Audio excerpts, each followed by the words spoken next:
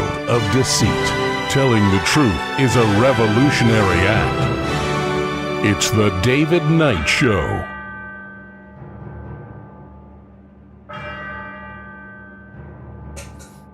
As the clock strikes 13, it's Thursday, the 29th of April, year of our Lord 2026.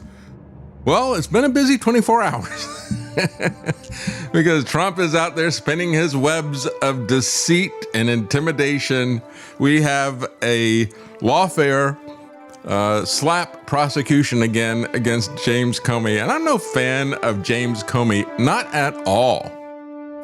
But when you look at what Trump is doing, and we're going to take a look at that, it truly is amazing. And it is very much like what was done to Trump. And of course, it doesn't just stop there. We have his narcissism on display. He's putting his face on coins, on passports, on park passes, national park passes. And by the way, he wants you to get his permission to speak. Weaponizing government again against Jimmy Kimmel again. Maybe he needs to look up the Streisand effect. Or maybe we need to just rename it the Jimmy Kimmel effect. Or maybe the Donald Trump effect. And is reckoning about to happen for the pandemic fraud? We'll take a look at another indictment. We'll be right back.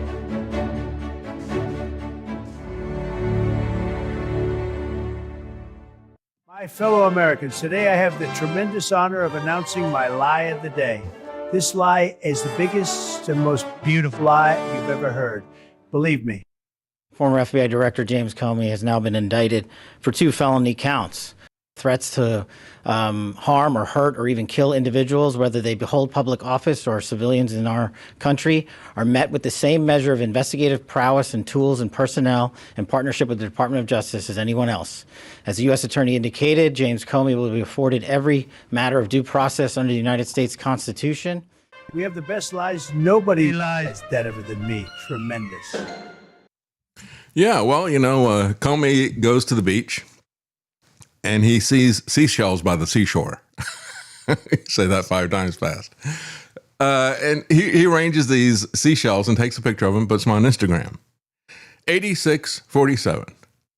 Yeah, Trump is looking at this. Trump can't take a joke. You know, when I criticize him for putting out a tweet shaking hands with this with King Charles, they're all about each other now. It's like, why is that not a red flag to the conservatives? They always had a problem with King Charles, and rightfully so, on so many different issues. And yet now they're all good buddies and total crickets about that. And they don't care about the fact that Trump keeps pushing himself out there as a king. You know, we can go back and we look at the founding fathers. We look at every one of the past presidents pretty much.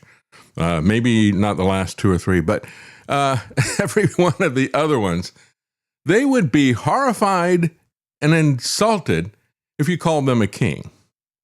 He loves this. And yet, when you criticize him for it, you get criticized by the Kool-Aid crowd of the MAGA people. And that's what they are at this point. They're just a Kool-Aid crowd. And you can't take a joke. He's trolling people. It's like, grow up. Don't you see what he's doing? And so what you have right here with this, by the way, there's been no indictment of any Epstein elites, but there's been multiple indictments of Trump's enemies, not his friends, because his friends are the Epstein elite. And so the charges against Comey are unbelievably flimsy. And this is what really is called a slap lawsuit when it's done on a civil basis. And we got 30 states that have laws against slap lawsuits. It's like strategic lawsuit against public participation, I think is what it stands for, SLAPP. It's meant to intimidate, to punish people, to cause them to spend time and money defending themselves in court. This is the kind of stuff that was done to Trump. And he's forgotten about the fact that that's one of the things that made him so popular.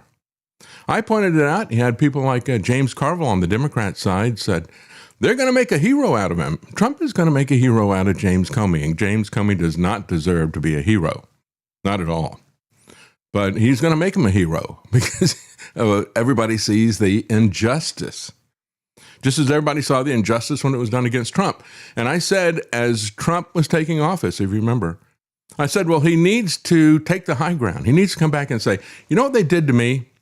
We need to fix that so that doesn't ever happen to me or to anybody else again. But Trump does just the opposite. I said, I think what he's going to do is he's going to do it as much or worse than they did it to him, just so he can show people like a mafia don that he is, hey, you don't mess with me. I have power. I'm somebody. You better not mess with me. I'm going to personally punish you for this. So he wants the levers of power so that he can act like a tyrant. That's what this is really about, and like a mafia don.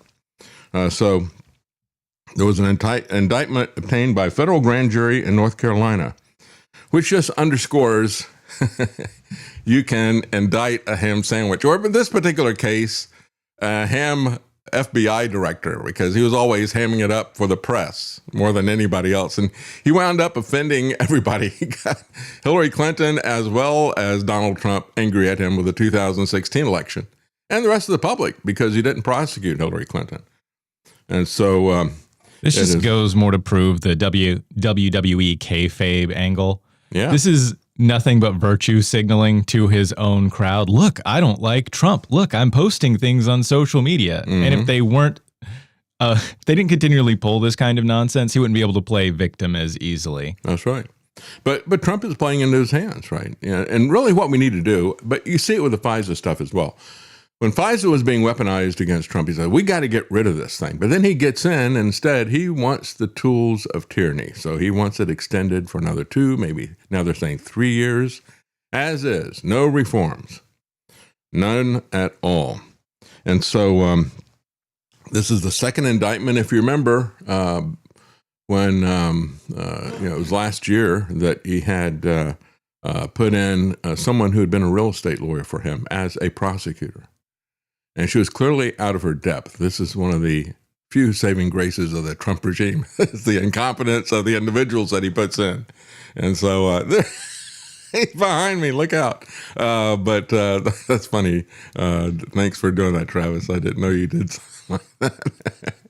Kept that in as a surprise. So he put somebody in who's a real estate lawyer. She doesn't know anything about being a trial lawyer, let alone a prosecutor. She does the indictment all on her own because the statute of limitations is about to expire on the crime that they want to indict him on, which is interesting because what they came after him for was for lying to Congress. Do you remember James Clapper?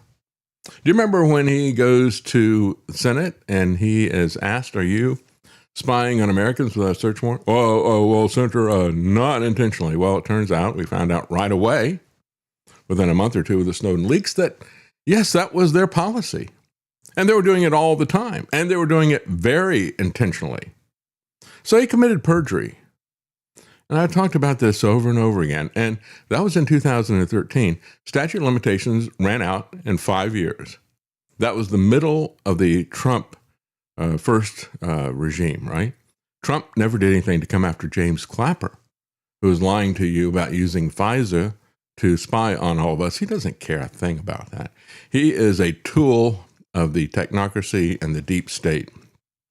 And so the statute of limitations was about to expire on Comey and him lying to Congress, which, again, I think it would have been kind of justice because that is the favorite tactic of the institution that he presided over, the FBI.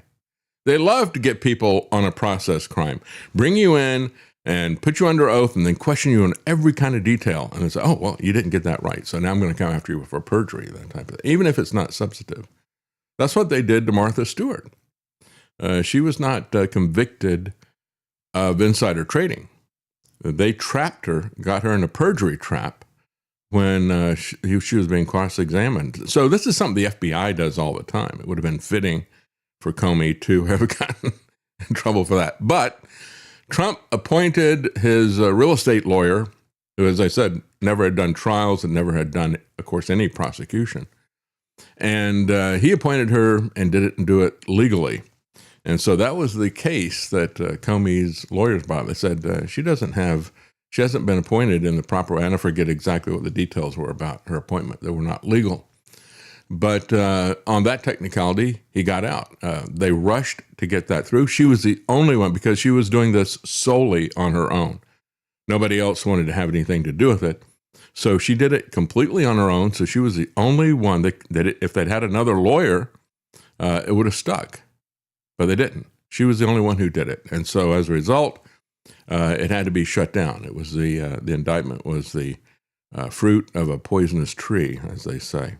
So then in the wake of that, Trump posted this message, which was supposed to be a private message, evidently, to Pam Bondi, but it went out on social media by mistake. Pam, I have reviewed over 30 statements and posts saying that essentially same old story last time, all talk, no action. Nothing is being done. So what about Comey and Adam Shifty Schiff and Letitia James? All guilty as hell, but nothing is going to be done. We almost put in a Democrat-supported U.S. attorney in Virginia, and on and on and on. So he's complaining about that. He's got a list of enemies, and I want you to find something on them. Where have we heard that before? Was that Stalin who said, bring me the man, I'll find the crime? But it is the hallmark of totalitarianism, and that's exactly what Trump is. So he said, they impeached me twice, they indicted me 5 times, over nothing. Justice has to be served now. I want revenge now, right? And so now he has become what he complained about. He's indicting people multiple times over nothing. Folks, something has to be done about it. You know what has to be done about it? We have to 86 this Trump regime that feels like it can act as an autocrat, and all the little sycophants around him who lie and cheat and steal for him. That needs to be 86th. We need to get back to the Constitution. So Bondi was subsequently fired, and he got in another one of his personal lawyers, Todd Blanche, who apparently is now performing for his boss. And he's doing special tricks. Stand up, beg, roll over. So what is this about 86 anyway? As a matter of fact, I encourage everybody to look up the meaning. And this is what you'll find. The origin of the word in the first place goes back to the restaurant business. They were not talking about killing customers, right? They were talking about removing things from the menu. Going back to the 1920s or 30s, it was slang in the restaurant and bar business. As a matter of fact, Walter Winchell, who was revered in news in 1933, said 86 meant all out of it. In other words, hey, we're 86 on, ham and cheese or something, right? But anyway, it indicated that a menu item was completely sold out. And so that's where it started to happen. You know, they were just doing stuff quickly for efficiency. So, sorry, we're 86 on a particular ingredient. And then it evolved to mean removing something, or removing somebody and refusing service to them. Not taking them out back and shooting them. The violence stuff, I don't know where the violence attachment came to it, except out of their imagination perhaps. 86 is an American English slang meaning to get rid of, to refuse service to, or something that is no longer available. I would say with those definitions, 8647 is something that I would support wholeheartedly. A person who is 86th is banned or ejected from the premises, which is what is going to happen to Trump next year, most likely, if they get a large majority in the Senate. We know they're going to have a large majority in the House, no question about that. They're going in with a razor-thin margin. You always have, regardless of who it is, midterms. The president's party usually loses seats midterm. Now it's going to be really big, but the question is it going to be big enough to cause Republicans to lose control of the Senate? If they do, then the impeachment, which is nothing other than an indictment, will actually go through and become a removal if they have a majority in the Senate. Do you want to see that? Quite frankly, I look at it And, there are some things that the Democrats are going to do that are going to be absolutely horrible. But for the most part, we can fight those at the local level. We're talking about gun control. We're talking about the grooming of kids and the rest of the things like that. We need to fight that at the local level. We need to fight these schools and what's taught in them at the local level. And people need to have seen that we can do that successfully. We can do that with guns and things like that as well. And most of this stuff is a spiritual battle. That's not going to be fought in Washington at all, ever. But what Trump is bringing to the table is war, global tariffs, global depression, that type of thing. That is something that is unique to the office. And right now, it's been unique to him. That really needs to be stopped. That needs to be 86th. We need to take his wars off the menu. We need to take his tariffs off the menu. And we need to take the fact that he is at war, threatening and also violent with so many other people and places and countries. I mean, we've got Canadians now hating America because of his mouth and his actions and his threats. It's slang for nixing something, meaning rejecting or canceling it. Polls say that 70% of Americans want to 86 Trump, quite frankly. So at this point, Comey is a majority opinion. So the interesting thing is that a day before this all happened, Drudge had a headline up that said 999 days and a picture of Donald Trump. If you click on that, somebody's actually set up a website counting down the days, the hours, the minutes, the seconds until Trump is out of office. And that's how much he's loved by the vast majority of American people. Yeah, he's got a small group of Kool-Aid drinkers who love everything the guy does and will follow and excuse everything that he does. But most Americans want him gone. And when you look at how he hates free speech and free press, that's just the beginning. And we're going to talk about that in a second here. So while some sources like Cassell's Dictionary of Slang list to kill as a definition of 86, this usage is very rare and often contextual. They're going to have a hard time proving this. Merriam-Webster acknowledges the get rid of meaning as the primary one and does not include any sense of violence. They say there's no evidence for that. The term gained cultural prominence through the TV show Get Smart at Agent 86.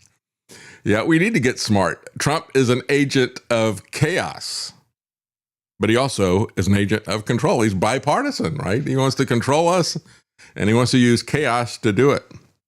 There was also an anime called 86. Do you know anything about that, Travis? I wouldn't know anything about that. No. Anyway, I've heard of that one. That referenced societal rejection. Well, I think societal rejection applies here. Yes, we should 86 this thin-skinned, narcissistic tyrant who is at war with the world, not just with James Comey. Again, there's a good chance that that's going to happen after the midterms. But we need to work at the state and local level to try to protect ourselves from what the Democrats are going to do. They are no angels. So, again, they indicted him a second time. And the indictment says that he knowingly and willfully made a threat to take the life of and to inflict bodily harm upon the President of the United States. Do you get that out of that Instagram post of Seashells? This is so extremely absurd. And of course, when you look at Kash Patel doing this, his eyes wide open, does he realize that he's putting his own head in the noose? Yeah, it's pathetic. And just a bunch of yes men and sycophants who want to please their boss no matter how they look to the rest of the country. That's really what's going on here. And of course, we got Zionists who are doubling down on this stuff as well. We have the Zionist Organization of America, I think is what's called ZOA or something. This guy has been on multiple programs talking about how everybody needs to be shut down. If you criticize Israel, and they got a new cause now for censorship because the Zionists are always about censorship. So now the ZOA, they call themselves ZOG, actually, but and Mark Levin are out there saying, you need to be shut down, you need to be canceled, and all this other kind of stuff, right? I'm not talking about the First Amendment. It's like, yeah. First Amendment doesn't give us free speech, Levin. Doesn't convey that upon us. And I'm sick and tired of the people who use corporations to censor and cancel people. We know it was always the government. There was never any question about that. We've got the documents now that show it. It's despicable what he's doing out there. This guy has never been about liberty. And that's the name of his program, Life, Liberty, and Levin. And as I said, one of these things is not like the others, right? Levin is not like life or liberty. He wants wars. He wants to take away your free speech, for starters, and everything else. And he doesn't like life and liberty himself. This is a guy who made his name writing a book called the Liberty Amendments. He wants to have a constitutional convention. And I use Mark Levin as Exhibit A of why we cannot have a constitutional convention. I said the people who are calling for it, like Mark Levin, are calling for it because they want to destroy the Constitution. Can you imagine Mark Levin rewriting the First Amendment? Imagine what he would do. Well, you don't have free speech if you're criticizing Israel, right? The Israeli government. My personal theory is that when Trump and Netanyahu end up in hell, in the two cells beside them will be Ben Shapiro and Mark Levin, and they'll have to listen to them kvetch for eternity. So that's right. So anyway, knowingly and willfully transmitting an interstate commerce communication that contained a threat to kill the president of the United States. That's the second charge. 2 felonies that they brought up against Comey. Both of these are absolute nonsense. You know, we went back, remember January the 6th when that was happening? Remember, you had a lot of people out there saying, well, Alex Jones said, one way or the other, we're going to get rid of Joe Biden, right? A lot of people said, he's threatening to kill Biden. Well, he was right there. And he had a large group of people. But, as we pointed out at the time, the Supreme Court has held that you can say things like that, rhetorically say things like that. And you can do it even when you're on the premises. It's only if you say that and you're right there and you're pointing and there's an expectation that people are going to act on it. Speech is highly protected, even though Levin and Trump don't like that. And so you're allowed to say that under free speech rules, and the Supreme Court has not disagreed with that. It wouldn't matter if they did disagree with it. I mean, you could be punished, but it wouldn't change the reality. So this is an effort to harass Comey and to make him fight these baseless charges. Trump didn't learn the lesson of what was done to him. And so now he's going to make a hero out of Comey, which is totally undeserved. So there are multiple threats, cases very similar to this one, including one where the defendant pled guilty recently to threatening former President Biden, said Acting Attorney General Todd Blanche. Well, just because somebody pleads guilty, that just means that they don't have any faith in the jury system. That's been completely destroyed. And because they come in and they ramp up crazy charges, right? Even if there is the basis for a real charge, they add so much other stuff to it. And then they come back and say, we'll take all these other things off and just plead guilty to this original charge that's there. Most people will take that. And so I think it's interesting to see how the New York Post and many other press organizations, when they talk about this, they will put it in the context of, President Trump was just threatened for the third time. He nearly got killed again, It's like that doesn't have anything to do with it. That had nothing to do with the context of what happened a year ago. And by the way, it doesn't have anything to do with his vendetta against Jimmy Kimmel either. That joke that Jimmy Kimmel made about Melania having the glow of an expectant widow, that had nothing to do with a threat on his life. After the White House Correspondents' Dinner thing, then they came back and said, well, he's trying to ramp up people trying to kill the president. That had nothing to do with it. When context means a lot when you look at things like that. So his alleged conduct is the same kind of conduct that we will never tolerate, and we will always investigate, and we will regularly prosecute, says the so-called Attorney General, the so-called FBI director. So it's just we are going to intimidate critics. That's the bottom line. You will not criticize your politicians anymore. You're not criticize their. And by the way, as one person pointed out, and I think they're probably right, Caroline Levitt came on and she said, well, we're not going to allow this type of conduct and speech from mainstream media or from podcasters. She specifically mentioned podcasters. Well, bring it on, because I'm not going to stop. I'm not going to adjust my speech. I'm going to come after people like you. I'm going to come after the people you support at Pfizer and these other places. You bunch of murdering criminals is all you are, thieves and criminals. Comey issued a defiant statement. He said, I'm still innocent, still not afraid. I still believe in the independent federal judiciary. So let's go. His lawyer said, Mr. Comey vigorously denies the charges contained in the indictment and looks forward to vindicating himself in the First Amendment as well. And again, here's the New York Post with their irrelevant context, because you heard that lie from Kash Patel saying, well, we've been working on this for 9 to 11 months. So how does what happened on, what was it, Sunday or something, or Saturday? How does that factor into this? They said they've been working on it for 9 to 11 months. New York Post says, Trump survived a third assassination attempt. The 2 earlier attempts were made by would-be assassins and blah, blah, blah, you know. So that is absolutely irrelevant, has nothing to do with this at all.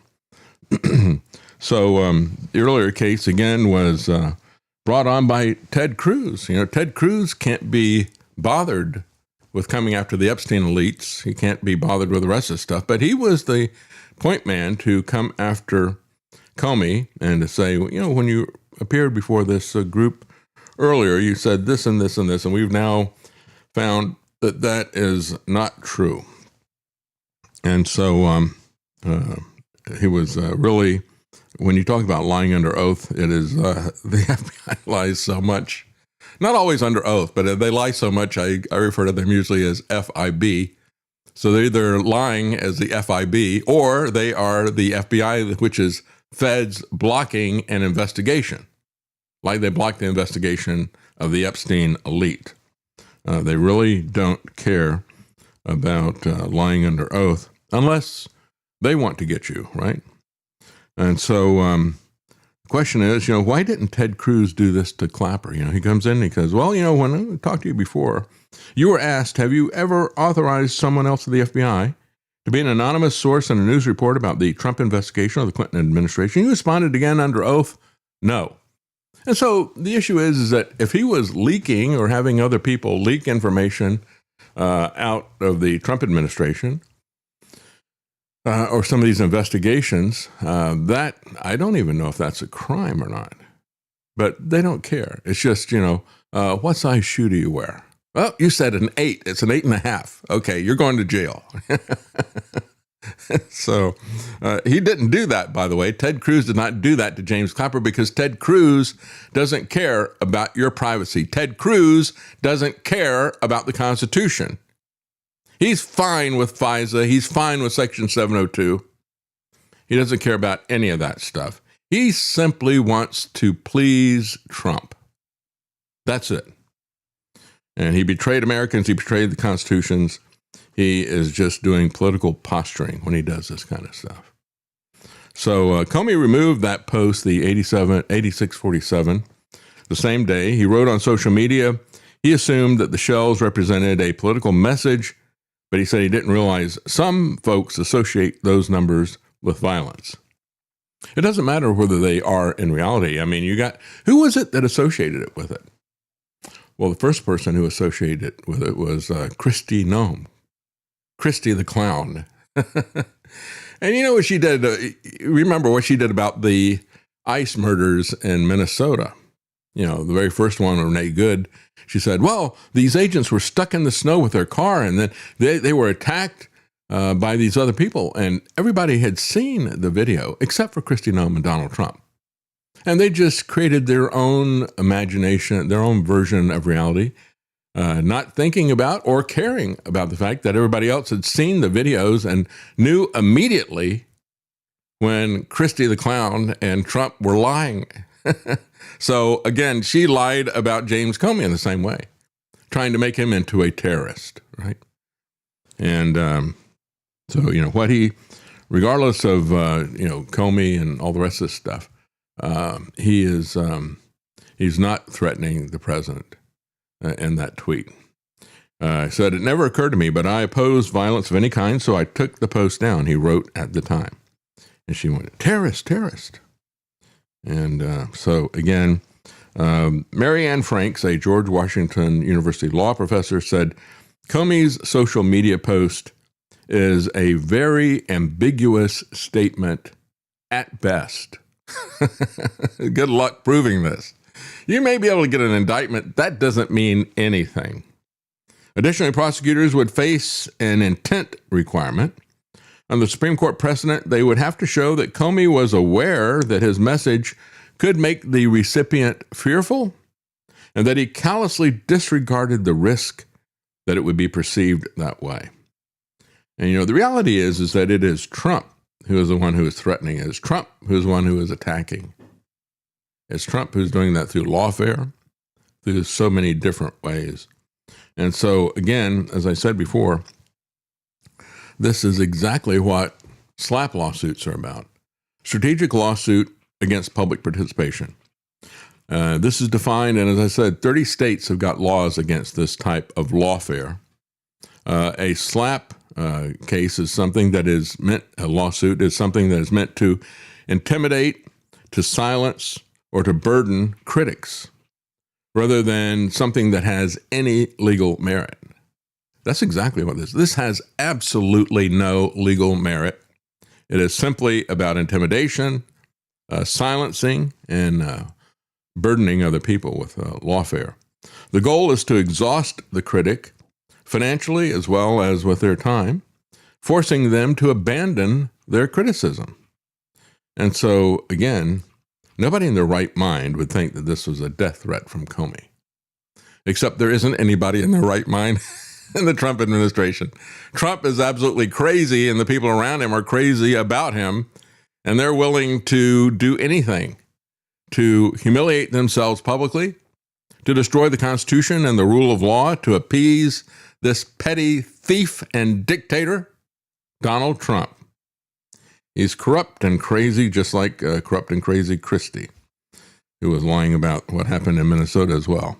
Then that brings us to Jimmy Kimmel. The Streisand effect, or we should say the Trump effect.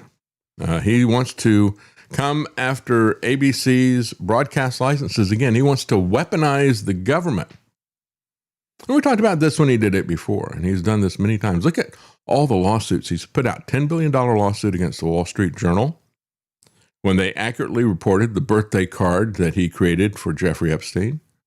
He came after the BBC because he didn't like the way they edited something, I think was the basis of that. $10 billion for that as well as a $10 billion lawsuit against CBS because he thought that their editing was too favorable to Lala Harris.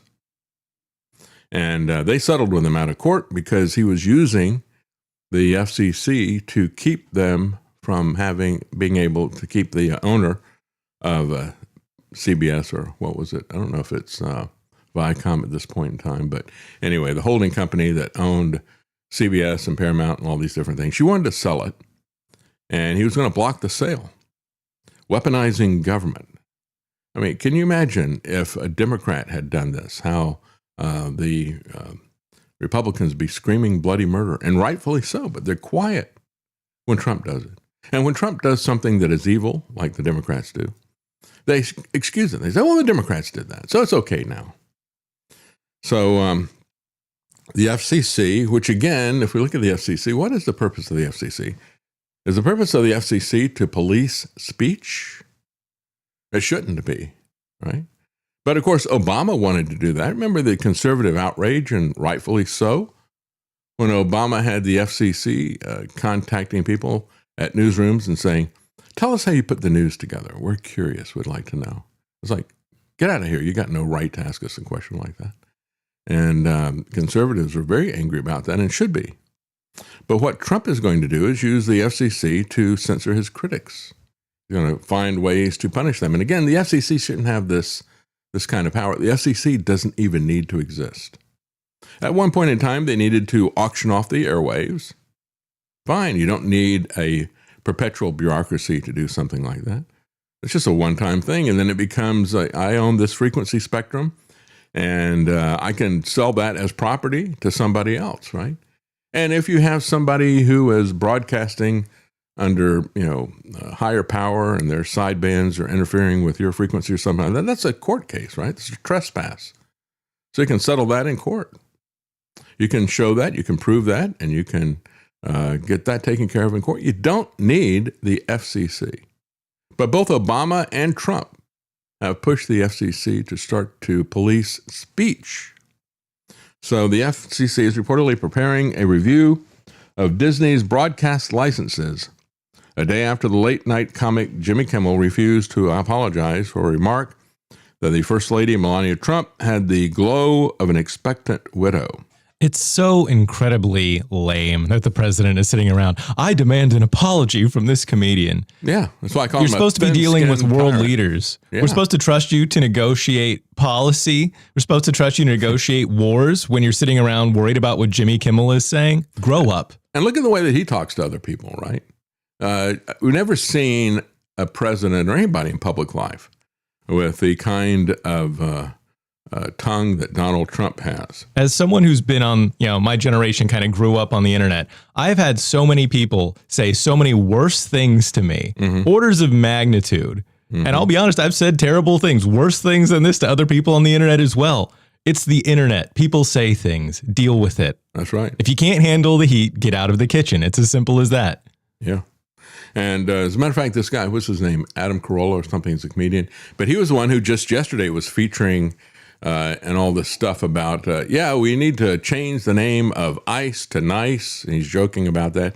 He knows both Jimmy Kimmel and Donald Trump. And he came out and he said, look, here's the reality of this. He said, this is the kind of joke that if you were doing a roast, and that was the context of Jimmy Kimmel's joke. He was like setting up a roast at the White House Correspondents' Dinner. And so if you're doing a roast and you got an old rich guy, especially one who's a bit of a jerk, and he's got a young attractive wife, everybody would make that kind of a joke. That's what that's really about.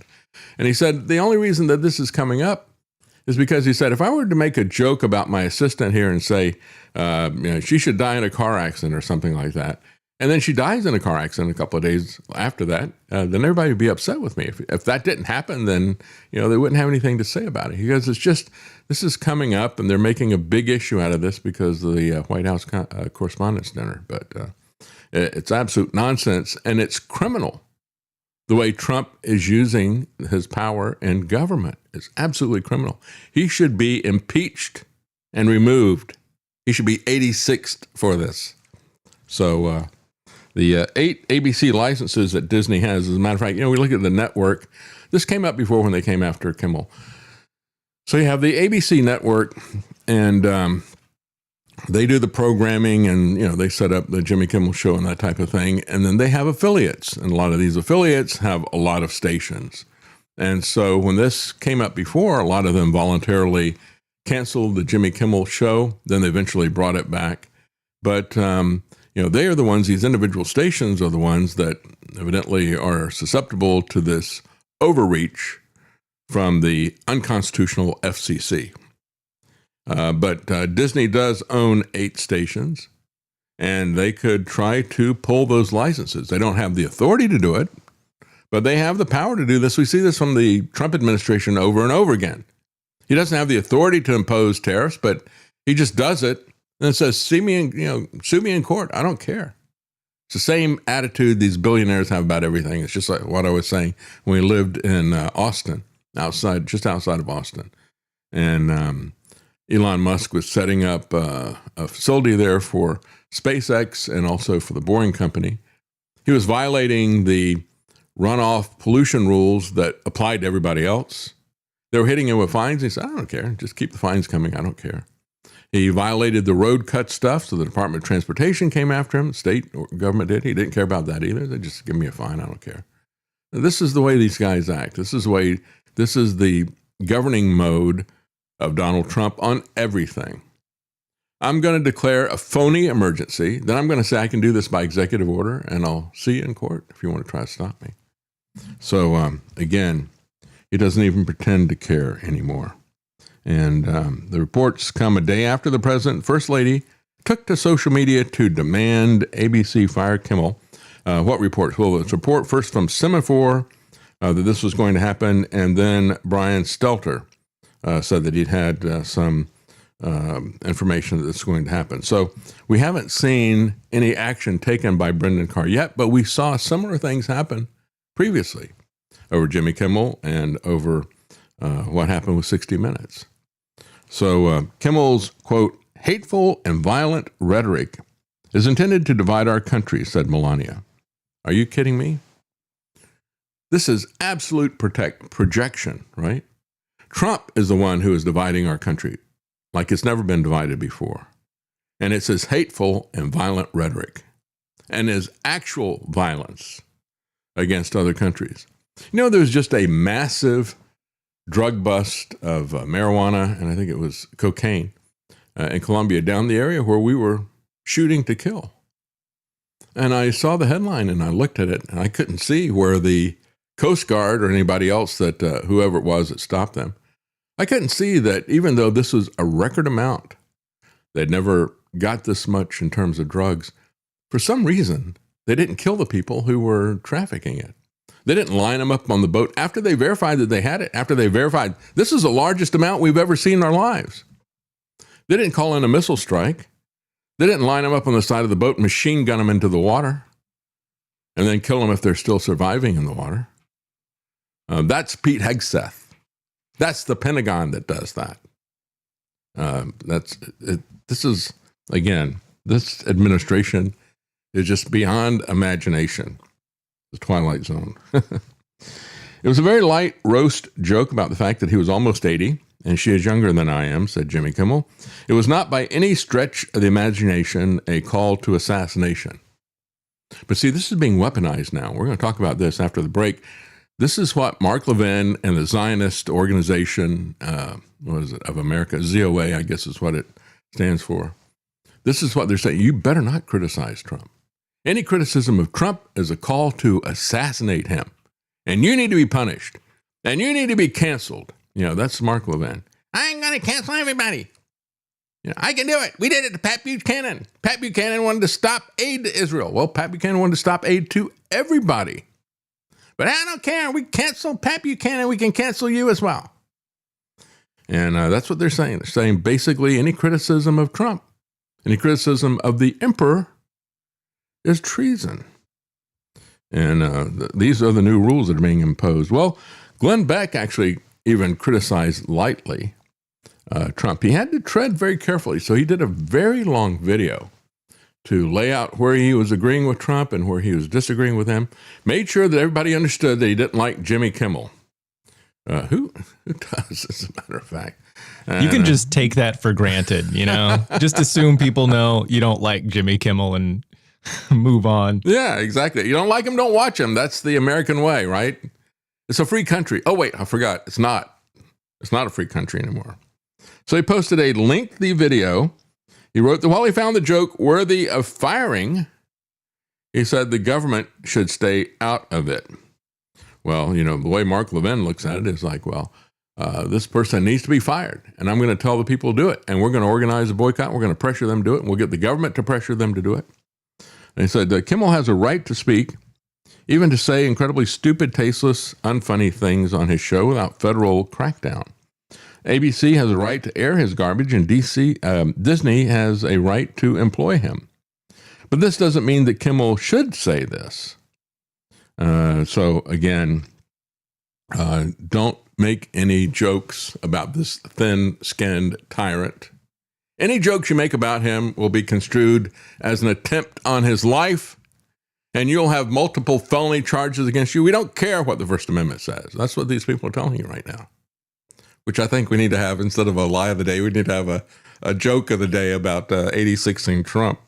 I understand how the president feels, and I happen to agree with him, says Glenn Beck.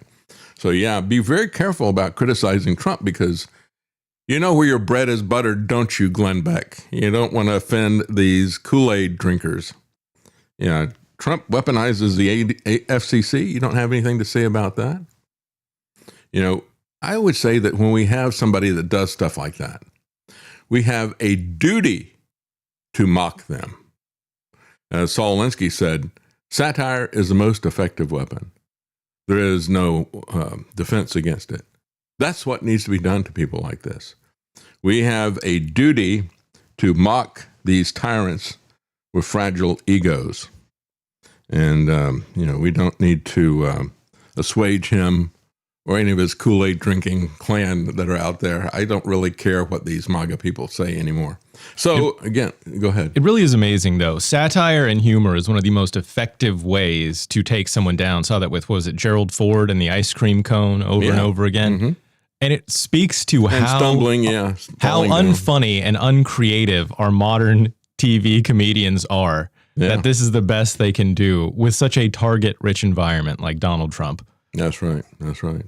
Well, I told you what, his name is Adam Carolla. And again, he's the guy who's having a little bit of a moment here with his joke about ICE becoming nice and all the rest of the stuff. But even he came back and said, hey, come on, chill out. This is just a joke. Anybody would say this. And he even pointed out, he said, hey, if I was at a roast, he said, you would say this about any a young, attractive woman and a wealthier, older guy. He said, you can make the same joke about Jeff Bezos and Lauren Sanchez, even though their ages are closer together, he said. But again, Bezos probably doesn't like it, but he doesn't have the power of the president to do anything about it. It actually reminds me of when Norm Macdonald hosted for the White House. I forget exactly what the dinner was about, but he made a joke about Alan Greenspan marrying a woman that's a lot younger than him and said she promises to love, honor, cherish, and speak into his good ear.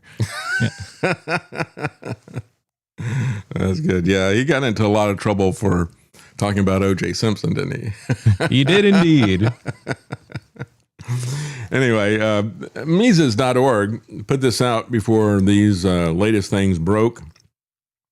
They said free speech is about individual liberty, not about viewpoint discrimination. And what they did was they went back and looked at the Supreme Court decision, which rightfully shut down a Colorado law that said you cannot give counseling that would tell somebody that, hey, you know what, maybe you are not in the wrong body. Maybe you're just fine with that, what they call conversion therapy. So you can't talk to them about Christ. You can't talk to them about, God created us male and female.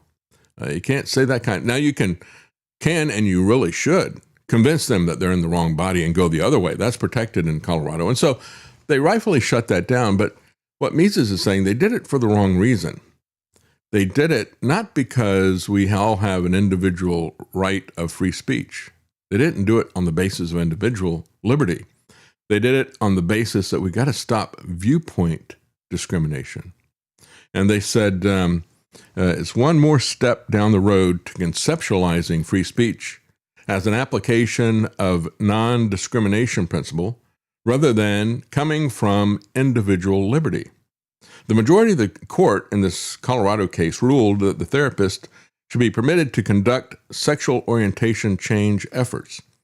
The reasoning was that restricting the form of talk therapy amounts to discrimination on the basis of viewpoint. This framing reflects the trend of subsuming all jurisprudence within the egalitarian principles of non-discrimination. Forbidding one form of talk therapy discriminates against the therapists who choose to talk in a different way to them, right? And when you look at the Supreme Court decision itself, they quoted here, when the government seeks to not just restrict speech based on its subject matter, but also seeks to dictate what particular opinion or perspective individuals may express on the subject, the violation of the First Amendment is all the more blatant, they said. Okay, well, that was one court case, and that was what the Supreme Court said. They said this seems to imply that while regulating the content of speech is a violation of the First Amendment, doing so in a discriminatory manner is, quote, all the more blatant, unquote. And the court said Colorado's law does not just regulate the content of her speech, it goes a step further, prescribing what views she may or may not express. As Mises says, but this reasoning, the notion of discrimination is elevated above the overriding principle that silencing people is wrong, but that viewpoint discrimination is worse. In other words, it shouldn't be, this is not an aggravating factor here. This is just flat out a violation of your ability to speak. And of course, the reason they called it conversion therapy is because they intend it to become a censorship of your religious views as well.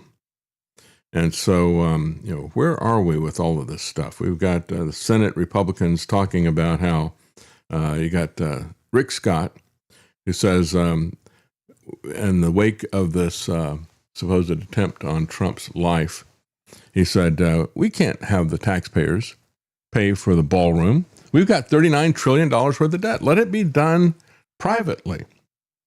And, it's interesting because I never referred to the pagan god Baal. I always heard it pronounced that way growing up, but because frequently mentioned in the Bible. But a lot of people pronounce it Baal, B-A-A-L. And so there's a lot of memes that are out there. One saw they had the entrance to this grand ballroom. And he said, now you know why they call it, it's actually the B-A-A-L room, and they had a Baphomet figurine up above the door as you go in. It's very appropriate, actually, for these Epstein elites that are there. But he said, I support the construction. We need this. We got to have a ballroom. I mean, how are we going to protect our presidents if we don't have a ballroom? How did we get by for 250 years without a ballroom? How did we get by without an underground bunker right there at the White House for our presidents? Why did we not need that? It couldn't be because we've become this despicable empire. Is that the reason? With a tyrant? Is that the reason why we need to take the next step? These countermeasures on the basis of what these guys are doing out there.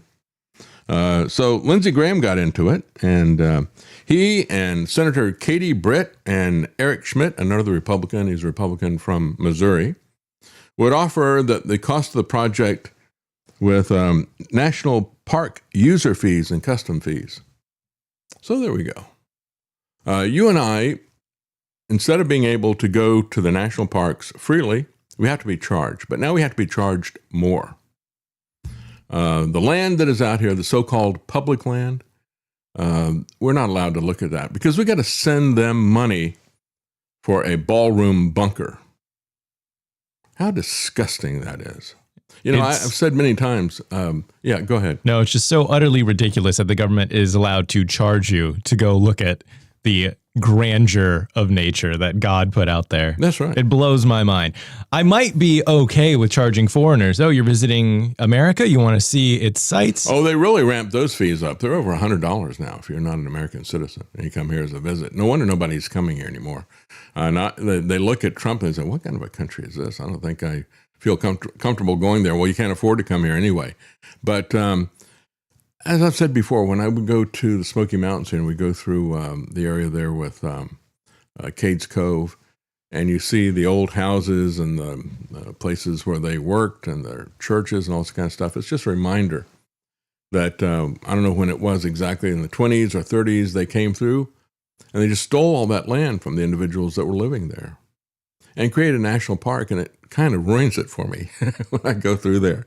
It really makes me angry to see that. And yet here they are saying, well, now you can't even go enjoy the mountains unless you pay for the ballroom bunker that's coming up there.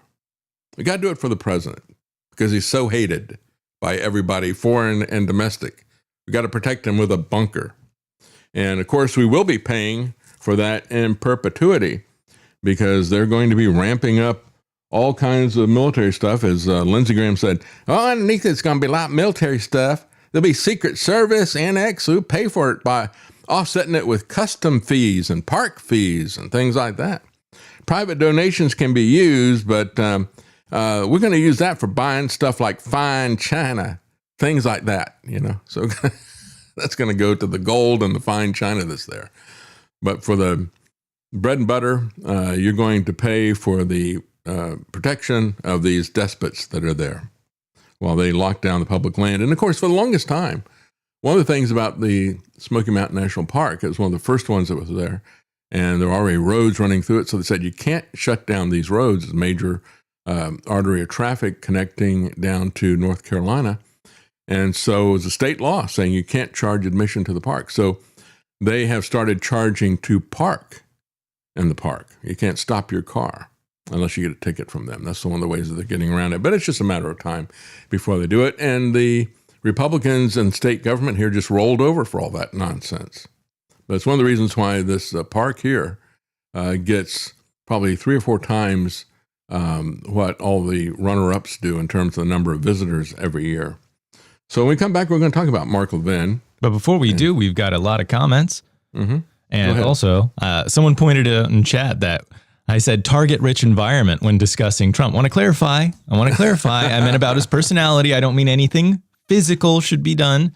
This is not about violence. I was simply pointing out he has many character flaws. That's what I meant. I'm not going to qualify any of the metaphors that I use. It's just, I'm sick of this. And I'm sick of the conservatives becoming exactly what they always criticized about the left.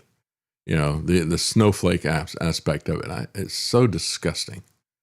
We have Nadlander. This was from the very beginning of the show before it actually started. He says, Northeast Ohio police have been using traffic drones. Right. Isn't that wonderful? Right. And Brandon Bennett says, happy birthday to David tomorrow. Well, thank you very much. I appreciate that.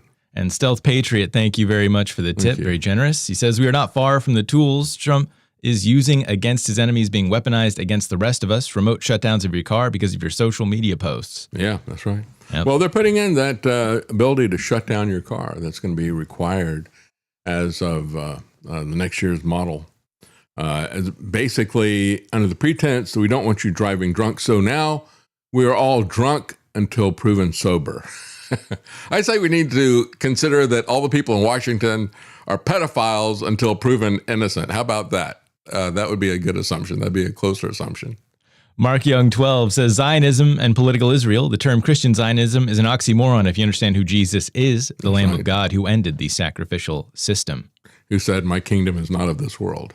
Yeah, that's right. Inigo Sonita says during the Minnesota ICE protest, Trump said you can't bring a gun to a protest. Meanwhile, Trump admits to arming Iranian protesters with weapons, rifles, etc. Yeah, they bragged about it. So did Israel. And a lot of people said, well, a lot of those, I don't know what the case is there at all. Some people said, well, the executions that are happening there were Mossad agents or people who were working for Mossad. Even as Mossad was bragging about that, it's, oh, no, they're doing it to their own people, whatever. It's not our business. Yep. Guard Goldsmith, and of course you can find him at Liberty Conspiracy at 6 p.m., and he says, by its nature, the Federal Radio Commission under Herbert Hoover started playing favorites at the start by claiming the authority to control radio coverage. The basis of it is unconstitutional. All radio spectrum claims were handled as property rights claims prior to the FRC, and Hoover got lots of support from broadcasters, quote unquote, he favored, which helped him later after he left the FRC to run for president. I'm sure he got a lot of favorable coverage. Yeah, he hoovered up a lot of donations. Hoover... In terms of the vacuum company, Hoover has become a verb in the UK. And because it became a verb, it lost its trademark there. And so people always talking about hoovering up things. He hoovered up his donations, didn't he? And Birdhouse Blue says, Melania's nude modeling photos were more offensive, in my humble opinion. Yeah. Well, anyway, that's she's proud of that. We'll be right back.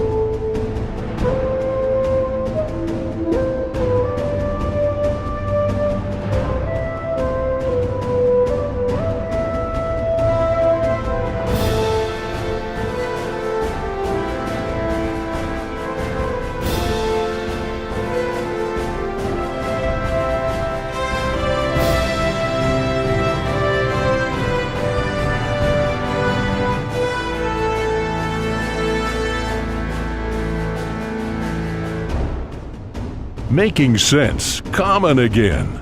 You're listening to The David Knight Show.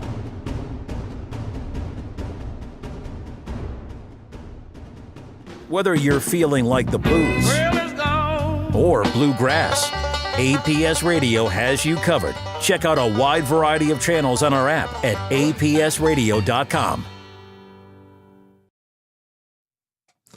All right, welcome back. And were you telling me real quickly, I just want to say thank you to Owen61. It's very generous. And he says, happy birthday, David. You. But birthday's tomorrow, folks. So hold off on the birthday wishes. Thank One you. more day. One more day. I'm so old, we don't want to rush this thing here. Give me one more day so the numbers flip over again. Well, let's take a look at what Mark Levin is pushing here in terms of censorship to benefit Trump. First time things like this have happened, but it really is problematic because so much of it is protected.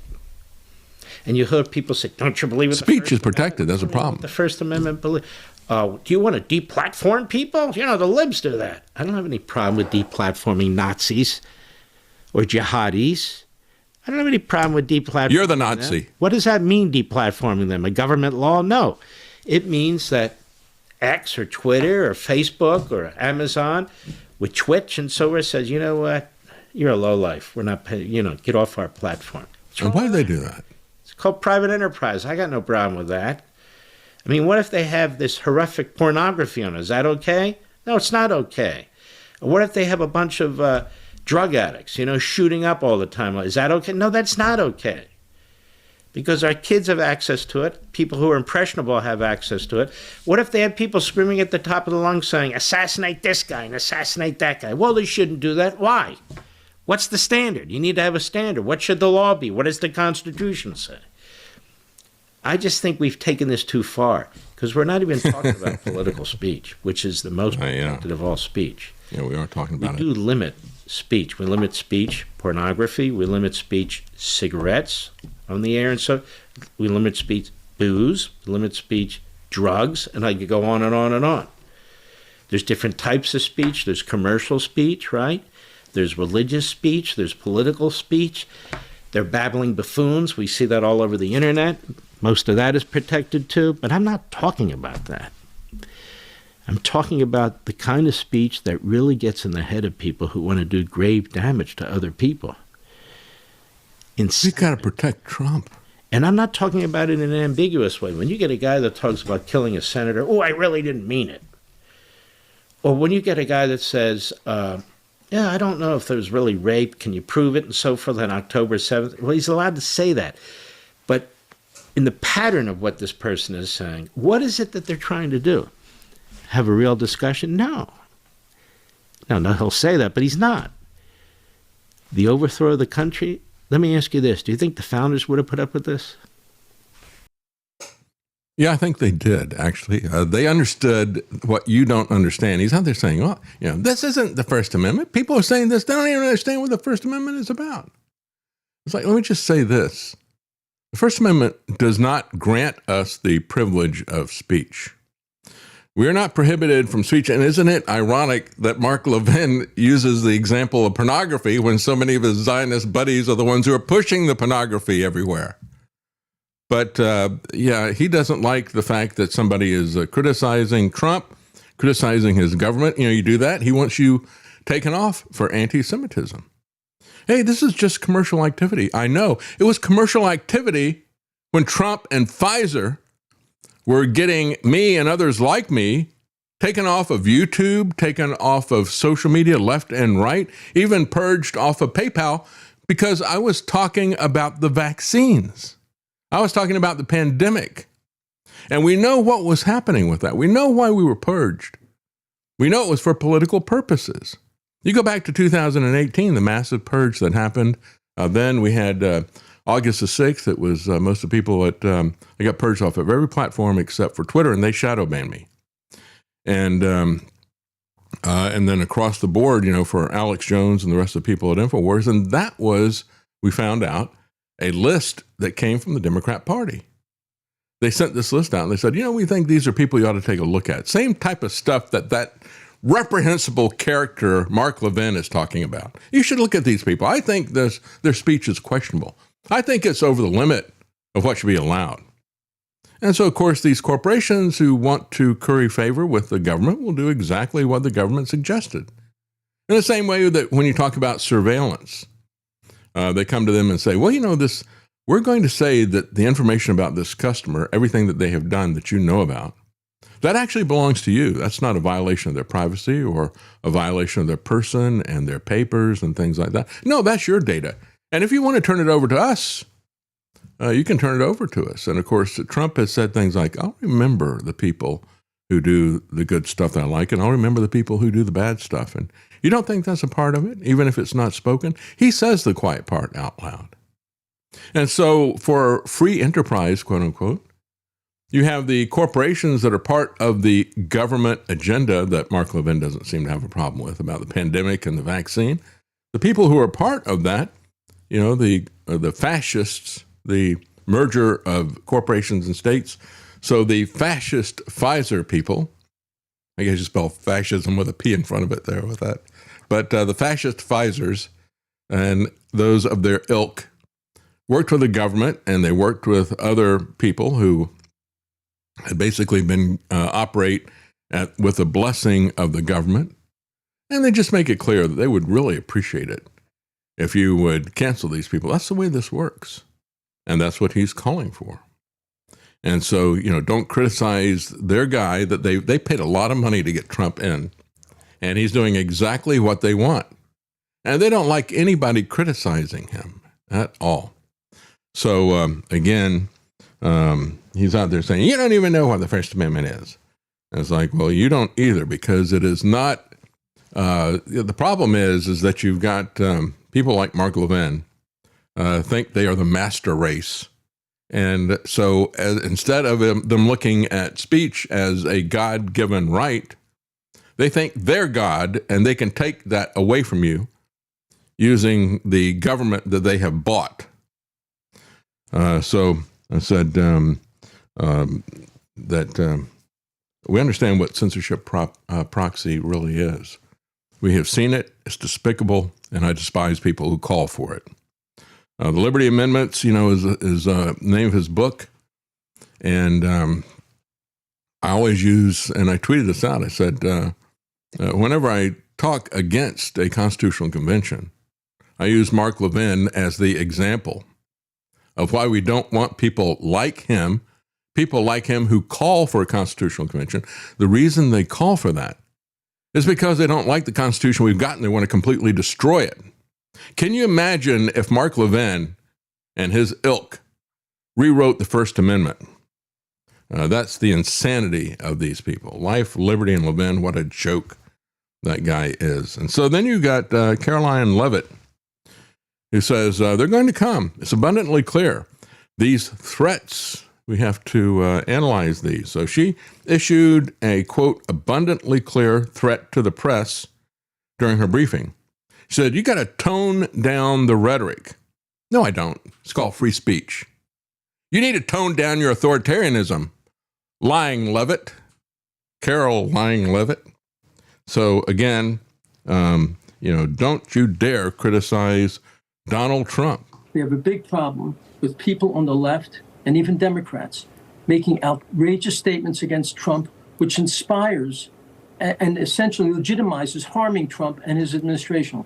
They call Trump a war criminal.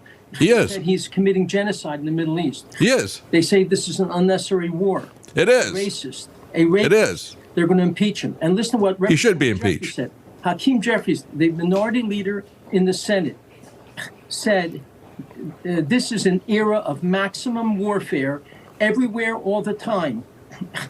He's promoting this type of vile action. And in New York City, our biggest city, Mamdani, has refused to publicly condemn, to globalize the murder of Jews. There are constant protests screaming, globalize the murder of Jews. And when asked repeatedly, he refused to condemn it. So it is the rhetoric and the actions by people on the left, by people who hate Trump, that is inspiring these types of actions, and it has to stop.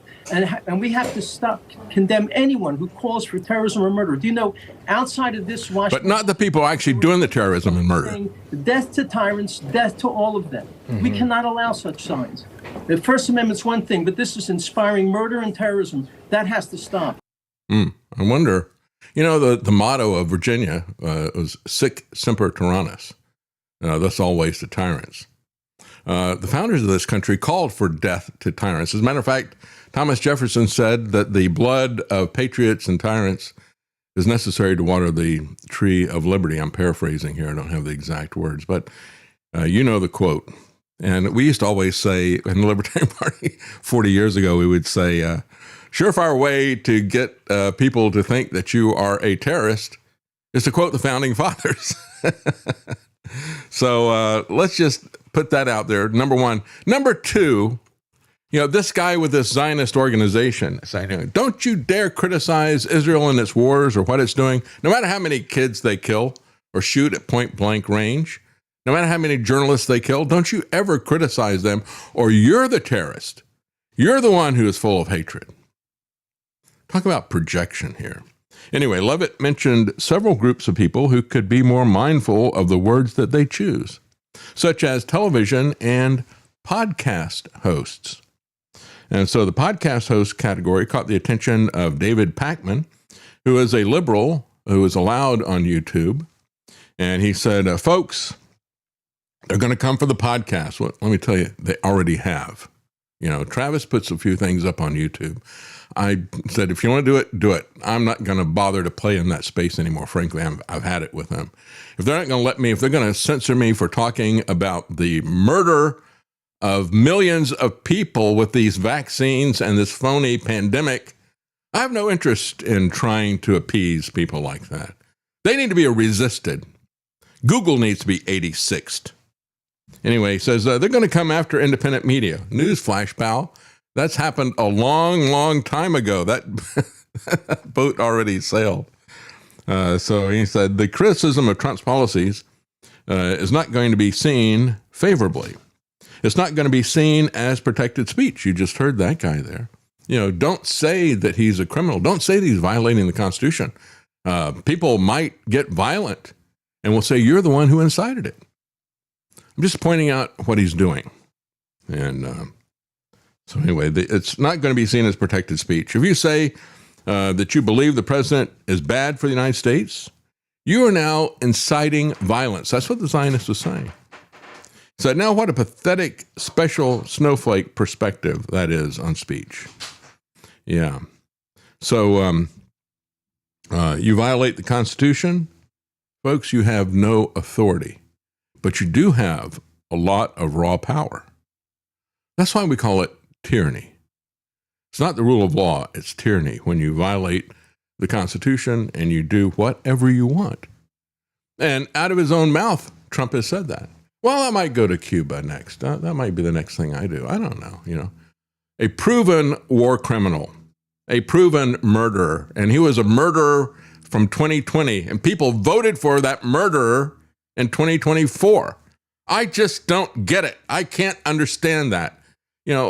Again, this goes back to the, lesser of two evils. How could Trump be seen as a lesser evil after the pandemic and after the vaccines and after pushing it and bragging and boasting about it?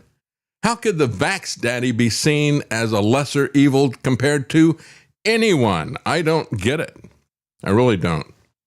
And so this guy had more to say about how we've got to shut down free speech. Can you expand on a statement that you recently put out regarding Senator Tim Kaine, Congressman Thomas Massey, Congressman Ro Khanna's resolution opposing President Trump's legal action wanting to remove U.S. forces from striking Iran?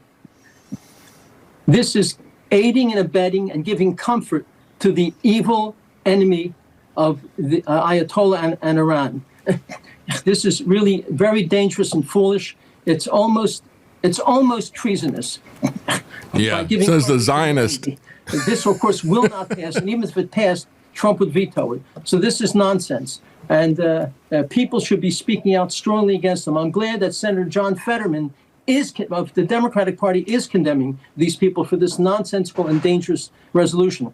And I might add, there has never been a war act declaring war that hasn't happened since World War II. All the wars we've had since World War II has not had a war resolution saying... Yeah, what about these other wars? Because the president, under our Constitution, has what the about legal right where there's a serious danger to go and use military facilities and military people to protect the United States of America. These people have to understand this a little bit better. I'm sorry about Tim Kaine and others. Right, Obama... Yeah, the Zionist Organization of America. That's the guy who's the president of that. Don't you dare say that we need to stop this war that we got into for Israel. Hey, we've never declared war since World War II. As I said before, these are the people of the whataboutism. Yeah, what about, Biden did this, so now Trump can do it. Right? That is moral relativism. It's also legal relativism. Hey, we violated the law and got away with it, or they did, so now we can violate the law and get away with it. Let's not ever think about reestablishing a rule of law. Let's not ever think about reestablishing morality. Let's just keep going down and down and down. That's what this guy is saying. So, how dare you, this dangerous idea that Massey and others said that we should follow the Constitution and have Congress declare war? How about we even take the lesser standard of this War Powers Act, which is added on to say, okay, we're going to forget about the Constitution where the Congress has to declare war. We're going to let the president go to war, but only for 60 days, and then he's got to stop unless the Congress agrees to it. Let's not do that either. Let's forget about the Constitution. Let's forget about the add-on, watered-down law that came on later on. Let's forget about all that stuff because, hey, it's for Israel. How dangerous that you would oppose something like this. I mean, they own Congress, and rightfully so, said Trump, right? How dare these people criticize their boy?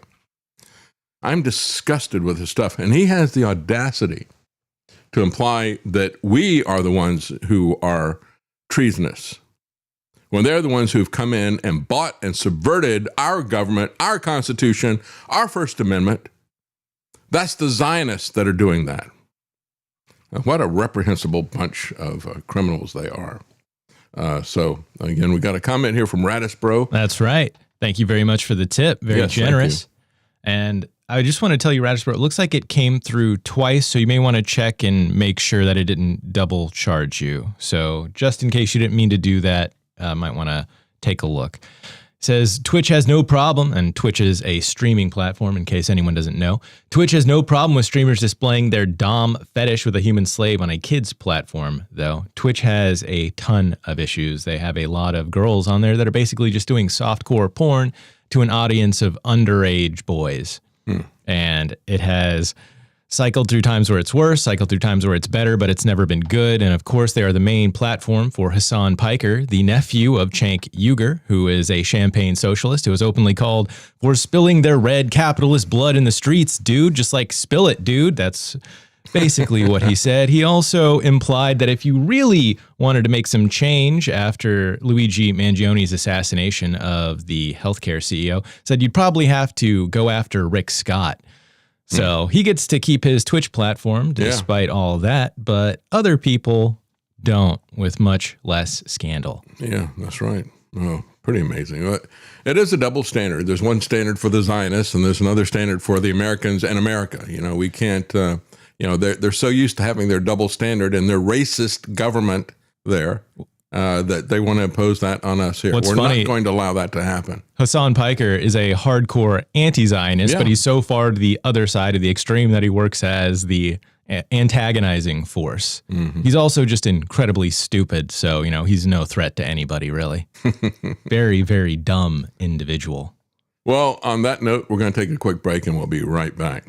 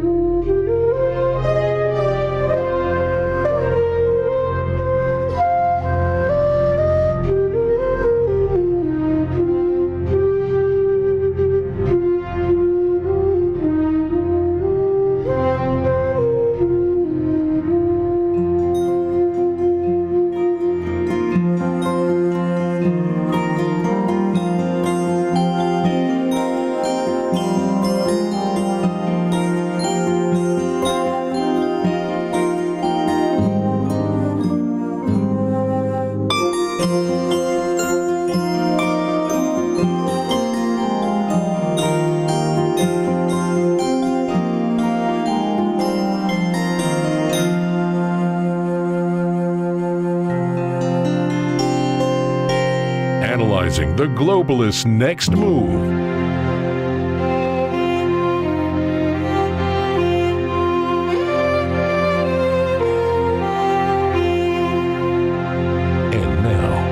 David Knight Show.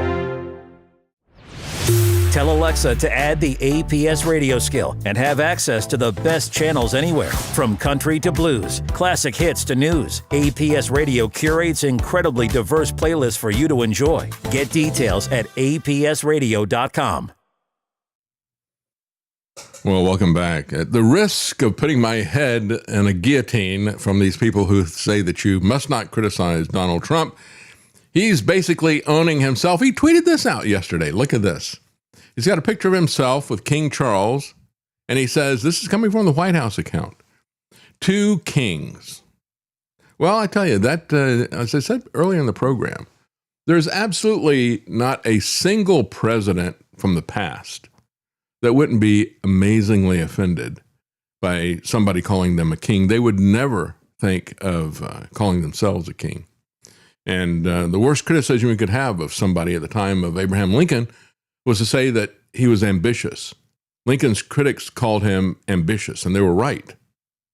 But George Washington, that was a criticism a lot of people said, look at this, the way he's revered. This guy is going to set himself up as king. We need to oppose him. And he made it clear that he wasn't, and he stepped down voluntarily. He established the precedent that was honored by all presidents after that. So we don't want to have a kingship. And so he stepped down after 2 terms, and so that's enough. And that was honored by all the presidents until he got to FDR. And then FDR was a different kind of guy. And so they put in a constitutional amendment to prohibit them from having more than 2 terms because we don't want to have a king. But that's what Trump keeps calling himself. Just believe it. So I tweeted this out. I said, the madness of King Donald, because he is so much like George III. George III, who was crazy. George III, who lost the American colonies because he was a totalitarian tyrant and absolutely would not budge off of his position. So much like Donald Trump. And I think Donald Trump, interestingly enough, is damaging the American empire more than any other president ever has. And I'm fine with that because I don't like the American empire. I want it to be damaged. I think they need to devolve a lot of power away from this corrupt organization. So I said, yeah, he's a usurper, a dictator. He is a New York City Democrat, and he is a traitor. Trump is a traitor. And so I got a response from one person who actually saw my tweet on, somebody actually saw my tweet on Twitter. It's amazing. On X. Cindy Wood says, this is beyond stupid. He was trolling leftist dingalings. Oh, really? Yeah. Just like him calling ICE nice is trolling people. As I said when I talked about that, I said, when are we going to grow up? When is he going to get serious about the rule of law? When is he going to get serious about peace and prosperity? When is he going to stop owning people? Stop picking fights? Stop the worldwide wrestling, the WWE nonsense of heels and heroes. He does that. That's part of his shtick. That's how he gets his power, by dividing people against each other. And so she said, he's nowhere close to being a dictator or king. If he was, there would be a lot of people sitting in prison facing execution for saying stupid things like you did. Somebody responded to her and said, well, too bad we have a constitution, right? Yeah, it's too bad we're not following the Constitution, or somebody like Trump would be sitting in prison, as a matter of fact. So I said, well, it is beyond stupid to defend his ego and his authoritarianism. He's trolling people like you, Cindy, who don't complain about his executive orders, which are far more quantity and far more overreach than anyone before him. Conservatives used to complain about that when Obama and Biden did executive orders, but Trump's are far worse in terms of quantity, in terms of overreach. I said blind partisanship and idolatry are just begging for totalitarianism. And that's what MAGA has become. Beggars. pushing for totalitarianism. Well, if he was a king, and we really wish he would, we really wish he'd lock up people like you. Yeah, be careful what you wish for, because you're going to get that with a Democrat who takes his precedent and runs with it. So yeah, he's not thinking of himself as a king or an emperor or a dictator or little god or anything like that. He just erected at his golf course a giant golden statue of himself with a fist raised in the air going fake, fake, fake, right? So again, all these people who like to say that he is, he's King Cyrus, he's going to help us. He's not a good guy, but he's God has raised him up to help all of us. No, he's more like the king that came after him that said, built a golden statue to himself and commanded everybody to bow down and worship. And if you don't do that, I'm going to throw you into the fire. Yeah, that's really who he is. He's more Nebuchadnezzar than he is Cyrus. Trump's golf course in Miami has installed a gold statue of the president, standing triumphantly with his fist raised. Again, I don't know. We had that parody video where it looked like, the Trump library. And I don't know if that's, there was in that video, I don't know if that was an AI imagining or if that's something that Trump has actually planned for his library as well. A library that doesn't have books, but it has golden statues to Trump. That kind of library, As Shannon Joy nailed it, she said, look at that. Even his library looks like a giant syringe with a needle on top. It was a skyscraper that he imagines. That part of it, I think, is accurate. I don't know about the imaginings of the interior of it. Where did the statue come from? Well, there was a cryptocurrency group commissioned the statue to assuage the ego of Trump, who's going to help them with what they want to do. They raised $360,000 for the bronze and the gold leaf required for it. When the group issued a likeness of the statue for its crypto token, however, the guy who came up with the statue refused to give them the statue design because he said they'd infringed on his design, copyright infringement, when they copied what he had done and used it on their crypto token symbols that they put out there. Of course, nobody's actually getting a coin. There's no physical coins changing hands, but they like to come up with a brand that looks like a coin. They want something that looks like a coin. They want something that looks like gold. Why not just get gold? Why not get a real gold coin, a physical gold coin? That's what even the Bitcoin people and all the crypto people want to pretend that they are. Just stop pretending, get the real thing, accept no substitutes. Anyway, the two sides reached an agreement last week, and so then he drove the statue to Miami and installed it himself. There you go. And everybody's happy. We got the gold man is there. Well, Trump's State Department. I prefer a statue of the Marble Man personally, but hey, what can you do? Robert E. Lee, yeah. That's what they called him at West Point. He was so respected by his peers at West Point, Robert E. Lee was, that his peers at the academy called him the Marble Man because he was somebody that people would be building statues. Little did they realize that the left would be ceremoniously taking down his statues and ceremoniously melting them down. Yeah, that's where we are. They build statues to people like Donald Trump, and they tear down statues of people who had character, like Robert E. Lee. So now Trump has got a new design for his passport. It's not about his ego at all, folks. The guy has no ego. He's there for America first. He hasn't sold us out to Israel. He hasn't made himself into a demigod. And his followers just keep cheering. And I imagine they're going to be scrambling to get this passport. They're only going to make 25,000 of them. You got to go to the Washington office to get it. So start queuing up right now, MAGA. So the passport is going to prominently feature Donald Trump scowling at you. And when I saw that, I thought, boy, if I had to have a passport that had his mug scowling at me, I would have to, and I'm going to be handing this to people in other countries as I'm coming in. I thought I would have to get a sticker or something that would say, no, he thinks he's king, but he's not. And I understand that he's not. I'd have to put that on my passport as a disclaimer because I wouldn't want people to think that I support this guy. There's probably some kind of federal statute about not doing that would get your passport invalidated. Yeah, that's right. Yeah, TSA probably wouldn't like that. Or maybe they would, since they went through this period of time where they didn't collect a paycheck. Maybe they would sympathize with me.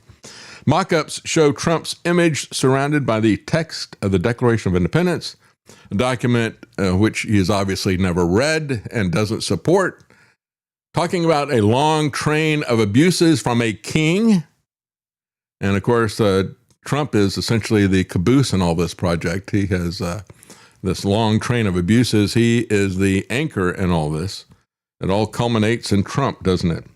Mock-ups show his image scowling at people with the president's signature in gold. There we go.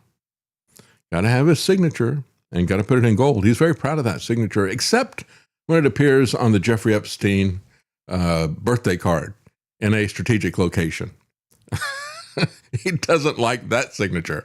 All the rest of the signatures, he just can't stop showing off his signature to everybody else. That's another reason that argues for the genuineness of that birthday card, because of how proud he is of his signature. Part of the Trump administration's broader America 250 celebration, they're saying, is why he is doing this.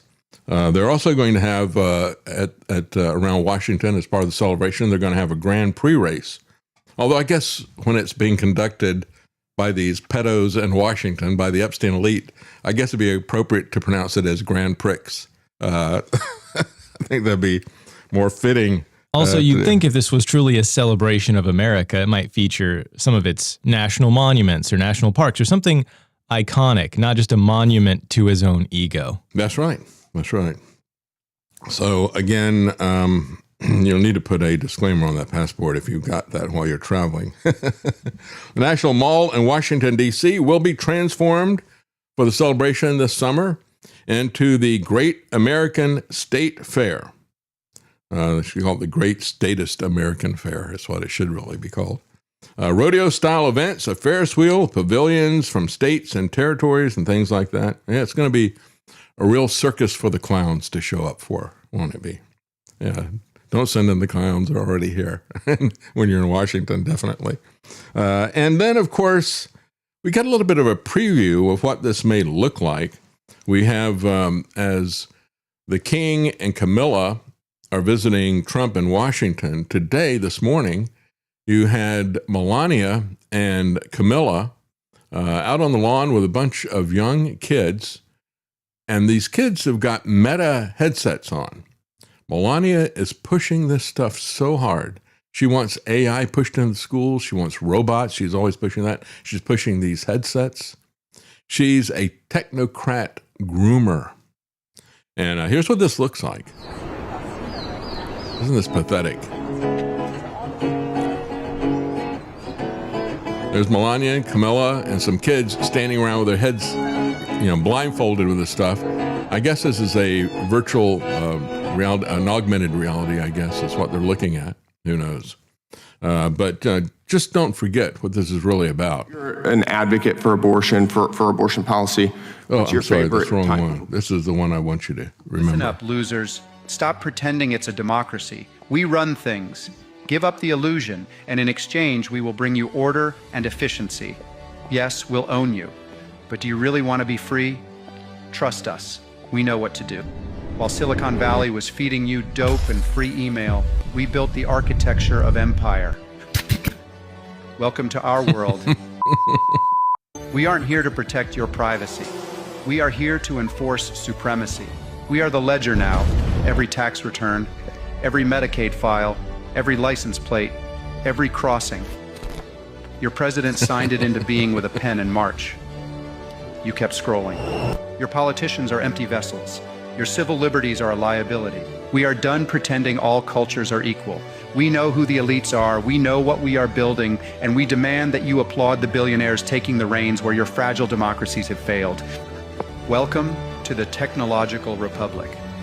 You can stop scrolling now. We already have everything we need. Try to unplug us. We dare you. Now get the f*** out.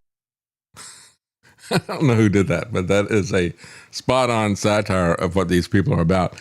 But it's hard to do a satire when Trump because he satires himself essentially. When we look at his ego and his narcissism, putting his name, his image on everything. Here's a rundown of what he has done. This is coming from the Bulwark. They point out the new design of the passport would mark yet another U.S. government property upon which the president has plastered his likeness. And I have to say, because why not? If he didn't do it, who would, right? He's got to put his own face out there everywhere. He can't wait for somebody to honor his legacy. I don't think that's going, well, there will be people who will do that.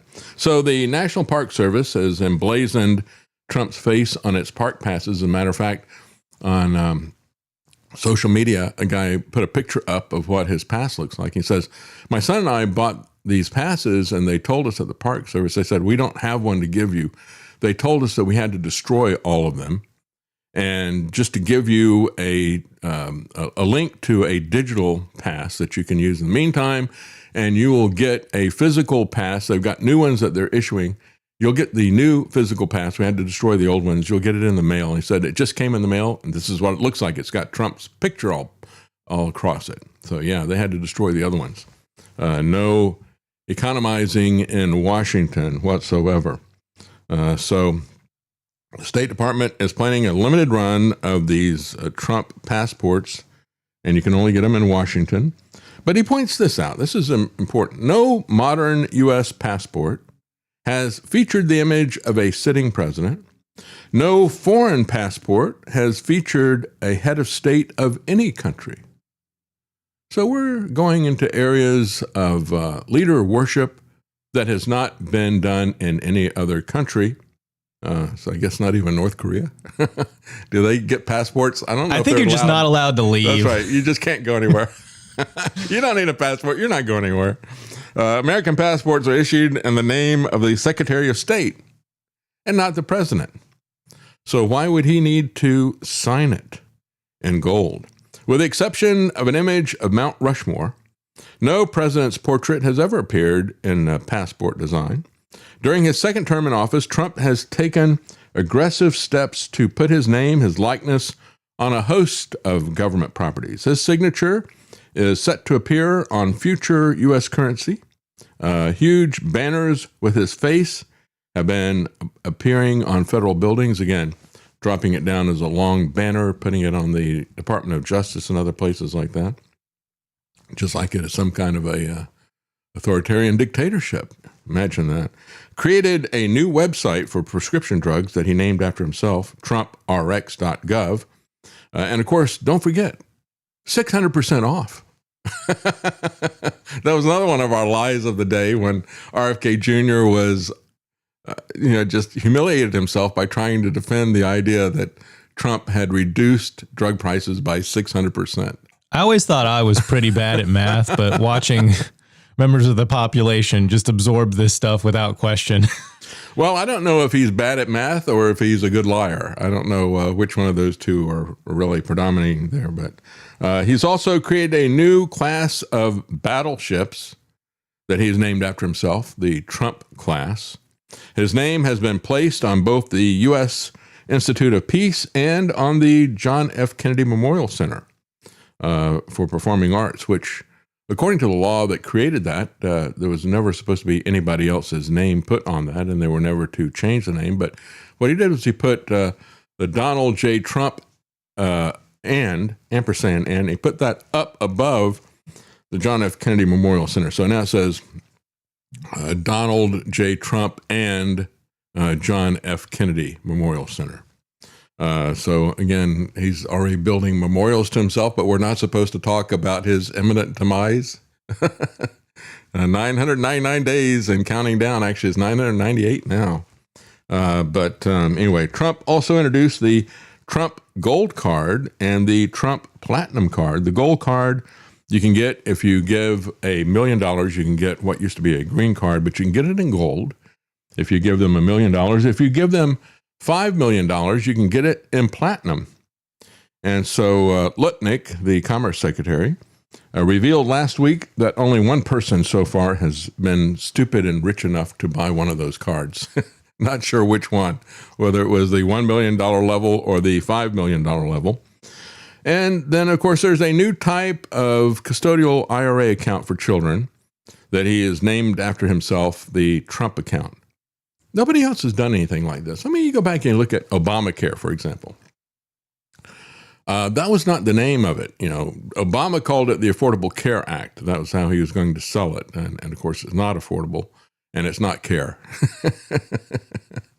It's kind of like the stable coins, right? But Obamacare was the name that was given it by critics who were mocking it. And when you look at Obama phone, remember that? Obama phone, I got my Obama phone. We had the Obama phone lady that... Met her in person, actually. That's right. Yeah, it was really... Anyway, what a scammer. Yeah, the Obama phone was another one of these things. It was a name that was given to it by people who were mocking it. But Trump is actually out there naming stuff after himself, putting his scowling face on all these different places. What a dictator this guy is. The planned $1 coin would be the first time in U.S. history that the face of a sitting president has appeared solo on a coin. Usually we wait for them to die because, and why do we do that? Well, because at that point you can look at somebody's life in review and you know that you don't want to have a situation where you honor somebody and they go out and they do some horrible thing like that, right? So you wait until their life is over. You go back and look at it and say, okay, well, we'll name this after this person. Ideally, that's the way it's supposed to happen, but not with Trump.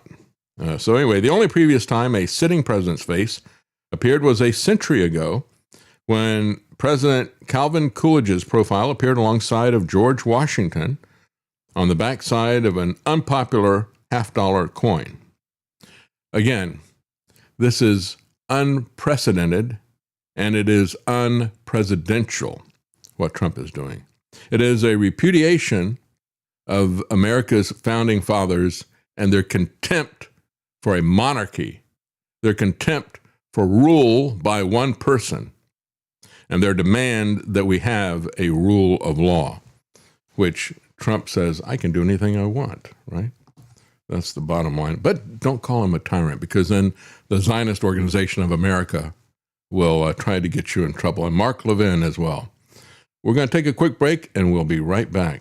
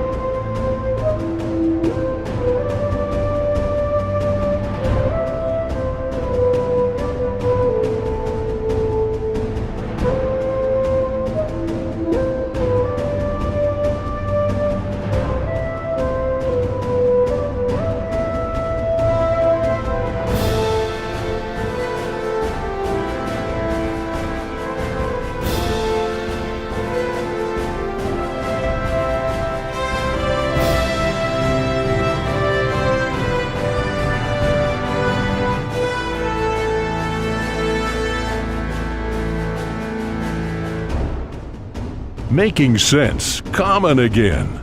You're listening to The David Knight Show.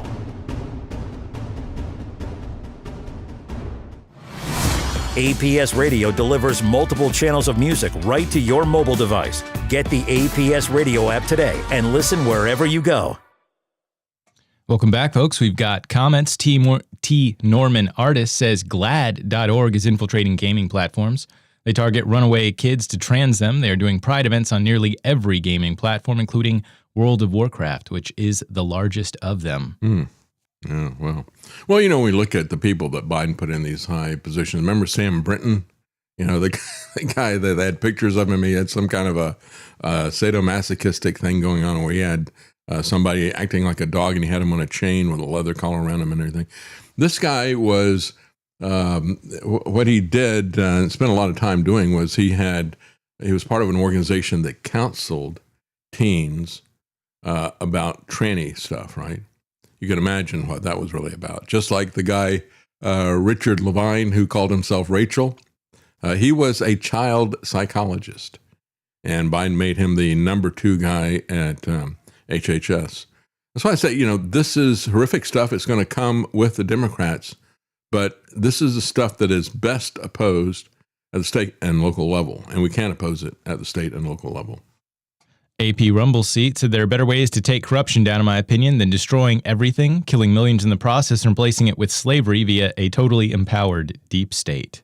Yeah, that's right. But that's the way they want to go. Yeah. And we have John 1976 says Trump, the New York Democrat, is doing everything to destroy the Republican Party. This is all done by design. Trump just takes orders and performs the script they give him for the day. Yeah, he is absolutely discrediting the GOP. As I've said before, and I'll say it again, he's going to be more destructive for the GOP than Jimmy Carter was for the Democrats, and rightfully so. But that, I think, is his purpose. I mean, this guy is fully on board with their gun control agenda, with the tax your way to prosperity agenda. That's what the tariffs really were. Don't worry, the same rhetoric that we always hear from Democrats. Don't worry about the new tax I put on. It'll be paid by other people. All the same stuff the Democrats did. And of course, he hung out with Democrats. He hung out with Epstein and the Clintons. They were all best friends. Yeah, he is a Manchurian candidate, if ever there was one. And I want to remind people that wherever you're watching or listening, please like and subscribe to the show. It really does help us get this out there. Yeah. So go ahead, drop a like, subscribe if you haven't. We really do appreciate it. I like that graphic too. Thank you for doing that. Yeah, you've done a couple of things here. You had Trump bugging me over my over my back and everything else. Yeah, he probably is. He got somebody, if not him, he's got some AI that is probably looking at everything that I'm saying, and we'll get a criminal referral at some point in the future because I'm not going to change what I say. Anyway, you got Netanyahu. Speaking of criminal referrals, he's had several criminal referrals in his own country. And Donald Trump wants them to drop all the charges. The guy who is president, again, they have a president, Netanyahu is the prime minister. The president said, I'm not going to pardon him. We'll see if we can't work out some kind of a compromise that isn't going to be as polarizing. Nevertheless, Netanyahu has said that he had prostate cancer. He hid it from the public, but he said treatment had left no trace of the cancer. So evidently, he's getting some cancer treatment or got some cancer treatment, if that's true. He got some cancer treatment that they don't allow other people to have. Again, look at this guy. He's been one of the best friends that Pfizer and the pharmaceutical industry has ever had. So he's going to be vague about what actually cured him because they don't have the cures. So he doesn't want to promote something that they can't sell. But the guy himself has been a cancer on the world in terms of wars and other things that have happened. So Israel's president, as I said, is putting off a decision for pardoning this criminal. And it's not even war crimes. It's the typical kind of corruption that Donald Trump is doing. A lot of corruption charges against him. So he's a cancer there in Israel as well as elsewhere. And I remember a video, and I've talked about this many times about Netanyahu, how he promised Pfizer that he would use his own people as lab rats. He said, I'll tell you, we'll watch them because, that's what's supposed to be done before you approve any of these poisons. You're supposed to actually go through a test. That's how Trump was able to get this stuff out so quickly. He skipped all the testing. And so Netanyahu promised to use his people as lab rats. And I talked about that, and I had a clip of a very sweet young girl who was Israeli, and she was dying from the vaccine. It was pretty clear that she got sick right after it. And I forget what the issue was, but it was a degenerative thing. It might have been cancer, it might have been turbo cancer, but might have been a heart issue as well. I'm not really sure. But she was dying from it, and she was doing videos talking about what had happened with the vaccine that Netanyahu pushed on his people, just like Trump pushed his vaccine on all of us and also pushed his vaccine to the world. And it's just so reprehensible. I mean, when you quote the statistics of millions of people, right, that's just a statistic, as Stalin said, but one death is a tragedy. So I always think back to that video of that young girl. Meanwhile, there are many links between Netanyahu and the Trump administration, as we've talked about in the past. Jared Kushner, the unelected, unscreened son-in-law who is now the chief negotiator in this war that we started along with Israel, he is the guy that when he was a teenager, Benjamin Netanyahu used to come to New York or wherever it was, I think it was New York, and he would actually sleep in Jared Kushner's bed. Presumably not when Jared Kushner was there. Although you never know with these people, right? And so there's those types of things. But then there's also another relationship between Netanyahu and Trump. This was talked about by a commentator on the Young Turks. But it is true nevertheless, even though we don't really support Stink Uger or the Young Turds. She was absolutely, I think, Anna Kasparian. Anna Kasparian is the female commentator for the Young Turks. This is what she had to say about another connection between the Trump family and Netanyahu. Well, it's not working. Oh, that's a shame. Anyway, after all that buildup, I'll tell you what she was saying. What she said was that Susie Wiles was campaign manager for both of these criminals. It doesn't matter what kind of corruption they get into, Susie is going to smooth things over for them. Who's now Susie Wiles, who was the campaign consultant for Trump, is now the White House chief of staff there. So again, for months, Isaac Herzog of Israel has deliberated over the politically fraught question of whether to grant Netanyahu a pardon over his long-running corruption trial. And so Trump has aggressively intervened on his behalf, but, because these guys, again, are as thick as thieves, because they are thieves. He doesn't plan to say yes or no to Netanyahu's request for a pardon at this stage, preferring to try to resolve the issue through negotiations. Well, that could be tricky, because these guys are known for killing negotiators, aren't they? What happens after 72 hours if they don't come to the table? What do you think should happen? Well, if there are two factions in Iran, one that wants a deal and one that doesn't want a deal, let's kill the ones that don't want a deal. If it's that simple, we've killed over 50 Iranian leaders so far. Let's go back. Let's end the ceasefire and finish the job. Admiral Cooper has taken out about 70 to 80% of the targets he was assigned. There's another 20 to 30% to be done. Let's finish that. Let's take out the leaders who don't want a deal, and then we threaten to destroy Karg Island if they don't give us the nuclear dust and bring them back to the table. Then I mean, it's clear that they're. You say Admiral Cooper has a plan to open up the strait. Brian Kilmeade doesn't have a problem with what that guy just said. Absolutely. Look, Iran needs a deal. Trump does not. Trump can end this war without a deal. You go back, you finish the target list that he gave Admiral Cooper. You open up the Strait of Hormuz. Admiral Cooper has a plan to do that. He's got electronic warfare, counter-drone technology, and once you take out the remaining 20 to 30% of their ballistic missile capacity, the threat dissipates. And then we've already blockaded Karg Island. We can tell them, look, if you don't give us the nuclear dust, we'll destroy Karg Island and we'll destroy your economy. And you'll have them in a complete vice. So Trump is being very generous, giving them this extra time. It shouldn't last very long. He doesn't need the deal. They do, and come to the table. And if they won't, if they don't come to the table, kill them. And if they do come to the table, kill them. Right? That's why they said we're not going to have another one of these meetings unless we can do it on a neutral territory, like in Russia or China. You kill the negotiators there. And there's going to be some consequences for it. But going to make them an offer they can't refuse. Yeah, that's Mark Thiessen, who is a former speechwriter for George W. Bush. And you can see that there is this bipartisan, multiple administrations. Trump ran against all the lies of the Bush administration, lying us into a war with Iraq and all the rest of the stuff. It was people like that. And that's what Trump has become. He has become common cause with the people who lied us into these failing wars, undeclared.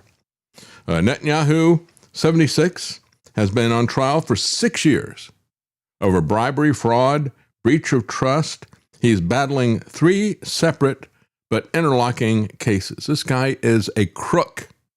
And as Joe Slinty has pointed out many times, he had struggled to put together a coalition after their elections because they have multi-party elections, as most countries in the world do. And so typically what happens is you have, you don't have when you got many, many parties, typically nobody gets more than 50%. And so the person who has the party that has the most number of votes will try to put a coalition together to get above the 50%.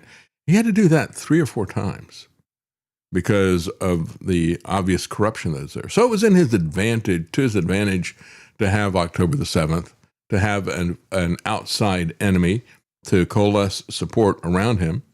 But of course, that hasn't happened for Trump. That's why I said, where's our false flag attack? He didn't even bother to try to create a consensus.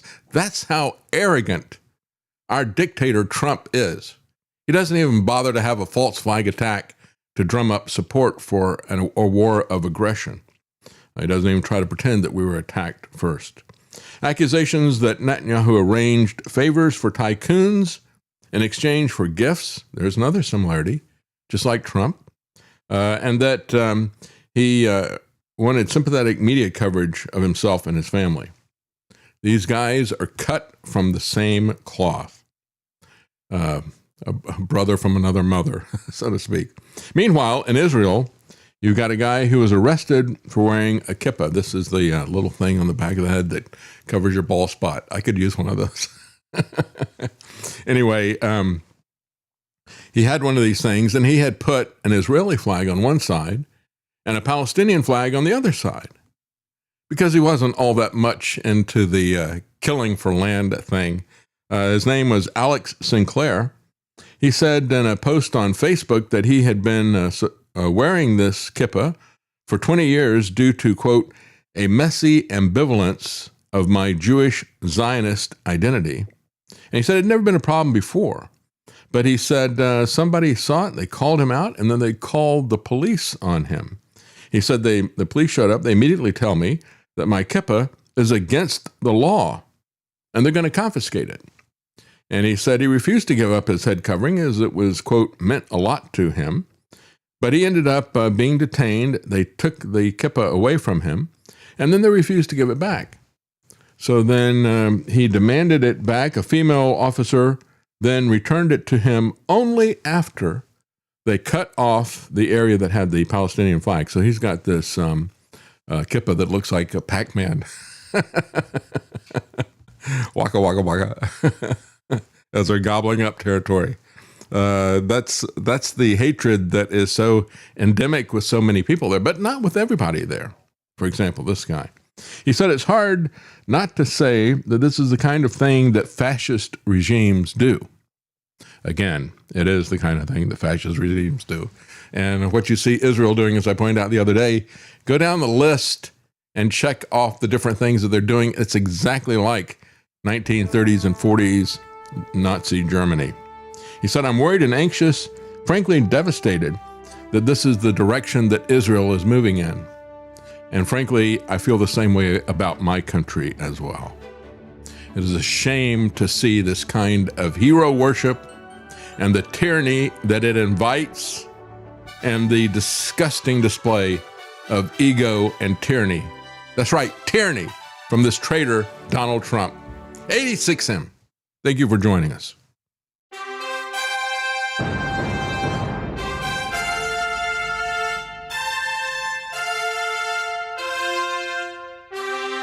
The common man.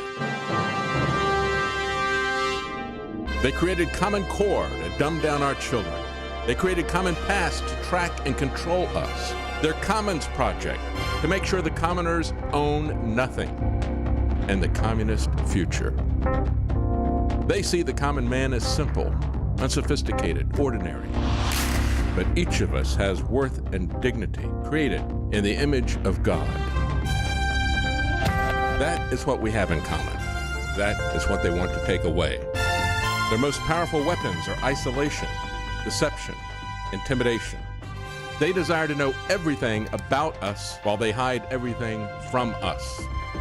It's time to turn that around and expose what they want to hide. Please share the information and links you'll find at thedavidknightshow.com. Thank you for listening. Thank you for sharing.